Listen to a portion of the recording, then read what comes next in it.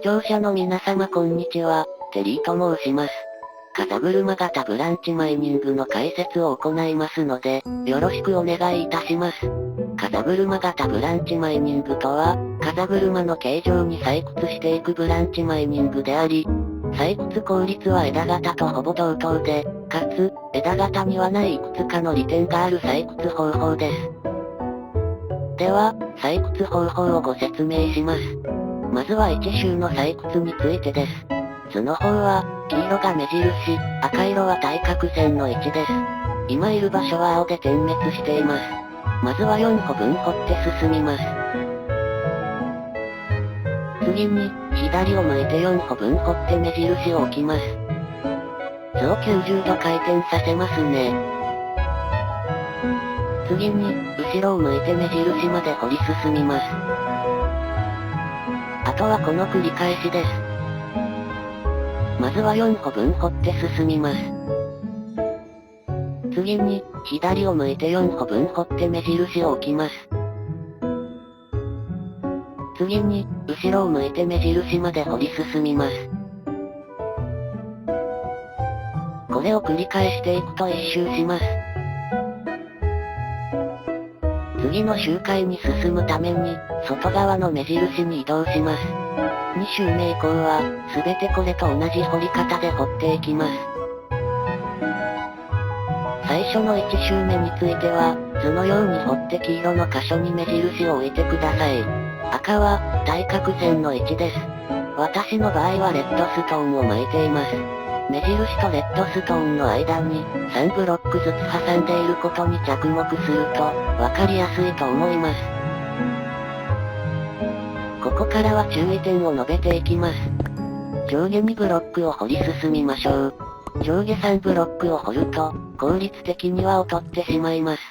この次にご説明する、ブランチマイニングをするコードの話も影響しますが、天井を一段上まで掘っても、新たにダイヤ鉱脈が見つかる率は低いです。岩盤を見つけたら周囲を 5×5 ほど掘って、その中で一番上の岩盤が、統計的にほぼ最上層の岩盤です。ブランチマイニングをする良いコードは、最上層の岩盤から6ブロック上がったコードです。そのコードは、ちょうど溶岩の海を足場とするコードとなります。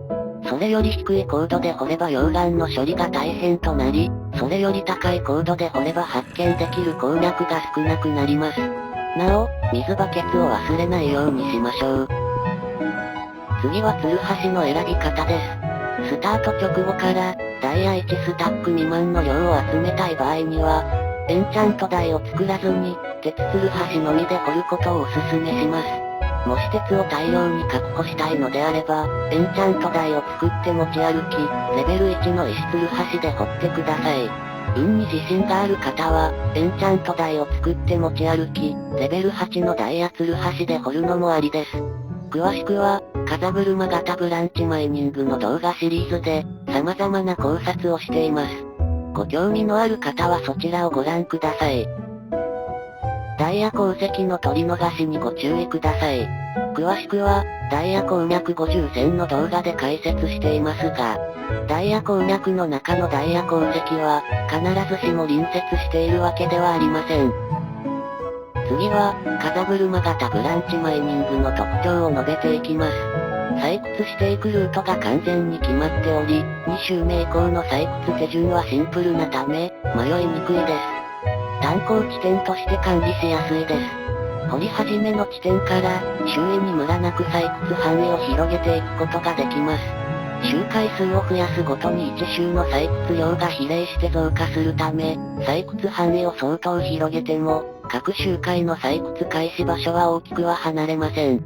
また、四隅から中心に変えることができるので、途中で採掘をやめて、後で続きを再開することも比較的容易です。大きな特徴の一つとして、採掘計画の立てやすさがあります。ダイヤの取得数の期待値など、様々な数量の累計値が、周回数の2乗にほぼ比例します。何周目まで採掘すればどの程度の数量になるか予測しやすいということです。ダイヤや金の取得数の期待値は、生成アルゴリズムなどから計算した値です。かなりのムラがありますのでご注意ください。所要時間と原木消費数は、実際に19周までダイヤと金を採掘してみて、そこから平均値を取りました。鉄ツルハシの消費本数は、石の埋蔵割合から算出した期待値です。最後に、枝型と比較していきます。まず、10周まで風車型で掘った採掘図をご覧ください。例えば、丸の場所の掘る位置を変えても、採掘量と希少鉱石の採掘確率は同等です。厳密な話では完全に同等ではないのですが、そこは目をつむってください。このような入れ替えを次々に行っていくと、風車型の採掘図は次のように変換できます。さて、変換した採掘図に近い、枝型の採掘図と比べてみましょう。差異があるところを注意深く比較すると、風車型の方が枝型よりも採掘量が多い、ということがわかると思います。わずかながら風車型の方が鉱脈を発見できる率は高いですが、効率面ではこの採掘量の差だけ、この枝型に劣ります。なお、採掘範囲を広げれば、採掘効率の差は縮まっていきます。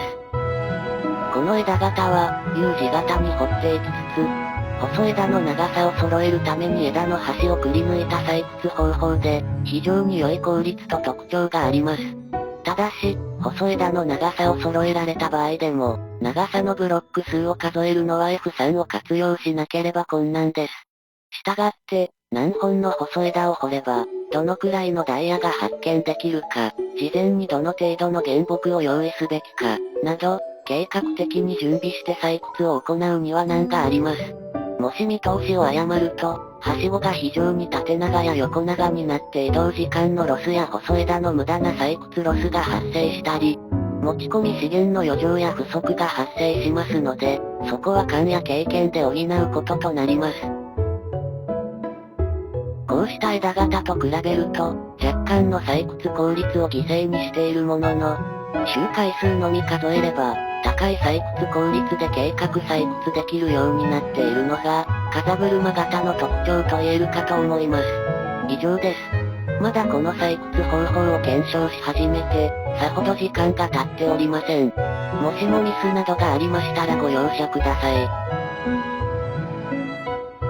ご視聴ありがとうございました。